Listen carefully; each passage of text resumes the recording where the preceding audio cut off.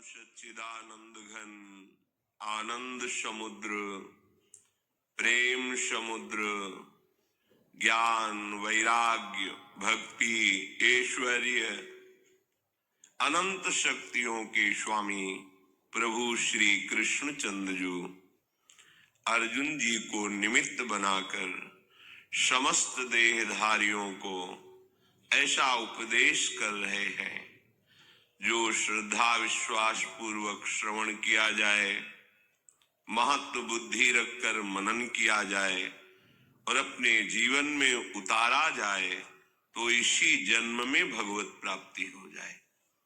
इसी जन्म में समस्त कर्म बंधनों से मुक्त होकर परम सुख शांति जो हमारा स्वरूप है हम उसे प्राप्त कर लें। प्रभु कृपा करके वर्णन किए कि भजन कभी दुर्गति नहीं होने देता। वर्तमान में आपका प्रारब्ध भोग सुखद है या दुखद, वो आएगा। जिससे संचित कर्मों के द्वारा शरीर की रचना हुई है, वो दो ही प्रकार के कर्म हैं, शुभ और अशुभ। शुभ पुण्य फल अनुकूलता, अशुभ पाप फल प्रतिकूलता, जिसे सुख और दुख कहते हैं। ये अवश्य में भोक्तव्यम कृतम कर्म शुभाशुभम। जिस संचित कर्म से कुछ कर्मों का परिणाम निकाल करके इस शरीर की रचना हुई है, उसमें जो शुभ अशुभ मिश्रित है वो सुख दुख आएगा। पर जो आप भजन कर रहे हैं ये आपको ऐसी सामर्थ्य देगा कि आप उस सुख में अभिमान में नहीं आएंगे और दुख में आप शोकित नहीं होंगे। आपको दुख सुख से बचाकर अखंड आनंद में ये भजन विश्राम देगा। पर भजन प्रयत्न पूर्वक करें, सतत करें और महत्व बुद्धि रखें कि इससे बड़ा कोई संपत्ति नहीं है, भजन से बड़ा कोई मित्र नहीं है, भजन से बड़ा कोई हमारा रक्षक नहीं है, भजन से बड़ा कोई आनंद नहीं है। और ये सत्य है। इसके अलावा जितना भी ब्रह्मा के द्वारा रचा हुआ प्रपंच है ये मायाकृत है। मायाकृत जो है नहीं पर दिखाई दे रहा है, सत्य है सच्चिदानंद प्रभु का नाम रूप लीला धाम।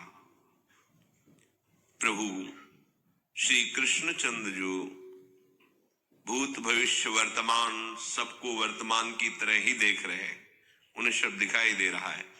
ये जीव क्या था, क्या है, क्या होगा, क्या कर रहा है, क्या किया था, क्या करेगा, सब उन्हें पता है। वो आदेश कर रहे हैं, प्रयत्नाद्यतमानस्तु योगी संशुद्ध किल्विषः अनेक जन्म संसिद्धस्ततो याति पराम गतिम। जो उपासक प्रयत्न पूर्वक यत्न करता है भजन का, प्रायः वार्ता में ऐसे बोलते हैं कि हमारा तो भजन होता नहीं, कुछ बोलते हमसे भजन नहीं होता। दोनों बातें आप स्वयं अपना नाश करने के लिए बोल रहे हैं। आप राजी हैं मन बुद्धि की चाल में चलने से, इसीलिए आप ऐसा बोल रहे हैं। ये भव समुद्र संसार तुम्हें डुबोएगा, दुख देगा, कोई तुम्हारा साथी नहीं है। भजन ही तुम एकमेव कर दिया है। श्वास श्वास सुमिरन करे दुविधा रहे न कोई। प्रत्येक क्षण नाम में डूबे हुए हैं। अब उनको नाम जपना नहीं पड़ता, स्वाभाविक चलता है। जो कहते हैं हमसे भजन नहीं होता है, ये आपकी मानी हुई प्रमाद स्थिति है, क्योंकि आप में क्रिया शक्ति है। आप उस क्रिया शक्ति का प्रयोग शास्त्र विरुद्ध आचरणों में करते हैं। आपका मन मलिन हो गया है, पाप अधिक मात्रा में हो गया है, इसलिए आपके अंदर ऐसी भावना बन रही कि मेरे से भजन नहीं हो सकता। ये पाप का लक्षण है। पापवंत कर सहज स्वभाऊ, भजन मोर तेहि भावन काऊ। जब हमारे पाप की भावना का ही वो नाश कर देते हैं, हमसे नहीं हो पाएगा, ये सब पाप अधिक हो गए। अगर कहीं पाप है पर वो पुण्य को दबा नहीं पा रहे, तो आपको साधु संग, शास्त्र स्वाध्याय और सामने की दृश्य परिस्थिति ऐसे विचार में डाल देगी कि आपका भजन होने लगेगा, क्योंकि आपके पुण्य जोरदार है। अगर पुण्य को दबा करके पाप ऊपर बढ़ गया है तो फिर यही बात आए कि हमसे भजन नहीं होता। इसके लिए भी उपाय भजन ही है। जबरदस्ती भजन करो। जरूरी थोड़ी जब हम पैसा कमाने जाते हैं कि हमें मनोनुकूल ही काम मिले। अब हमको ले गया अपनी लेबरी कराने के लिए, 8 घंटे के हमको 500 रुपए देगा। अब वो जो चाहे झाड़ू लगवावे, ईंट पत्थर ढुलावे, कुछ भी करे, तो हम मन को राजी कर लेते हैं 500 रुपए के लिए। 8 घंटे में 500 रुपए मिलेंगे, इसकी गाली भी सह लेते हैं, इसके कहे हुए अनुसार क्रिया भी कर देते हैं, तो हमें परम पद मिलेगा, महान सुख मिलेगा, समस्त दुखों से निवृत्ति हो जाएगी। ये जीवन की शाम होते होते आपको मिल जाएगा। सही ढंग से भजन करो। तय बालक नहीं भरे शयानव, काहे कृष्ण भजत नहीं नीके। ठीक से भजन करो। क्या ठीक से? कुत्सितवाद विकार पर धन, सुन सिख मंद परती बंचु। गंदी बातें सुनना बोलना बंद करो। काम क्रोध लोभ मोह मद मत्सर, ये विकार तुम्हारे नाश में तत्पर हैं। इनको मित्र मत समझो, इनसे हटने की चेष्टा करो, विकारों का त्याग करो। दूसरे के धन से सुखी होने की भावना का नाश। तन अंग अंग सत टूक, वृंदावन ने छाड़ी वो है बड़ी चूक। धाम में हो गया। निश्चय आप महाभाग्यवान बन गए हैं। आपको एक दिवस वो मिलेगा जिसमें आप देख पाएंगे प्रिया प्रीतम कैसे यहाँ सुख बरसा रहे हैं।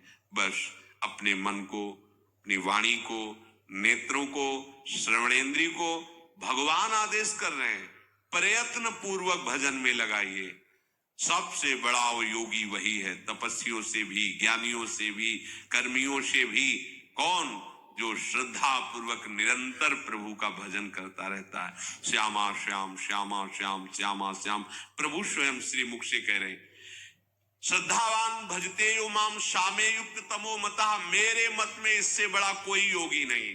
अब और कुछ नहीं ढूंढना, शास्त्रों में कुछ नहीं जानना। बहुत बढ़िया बात मिल गई।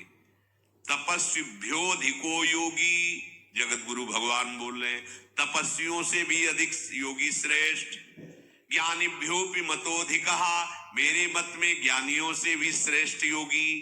कर्मिभ्यश्चाधिको योगी, कर्म कांडियों से भी श्रेष्ठ है योगी। तस्मात् योगी भवार्जुन, हे अर्जुन इसलिए तुम योगी हो जाओ। कैसे योगी?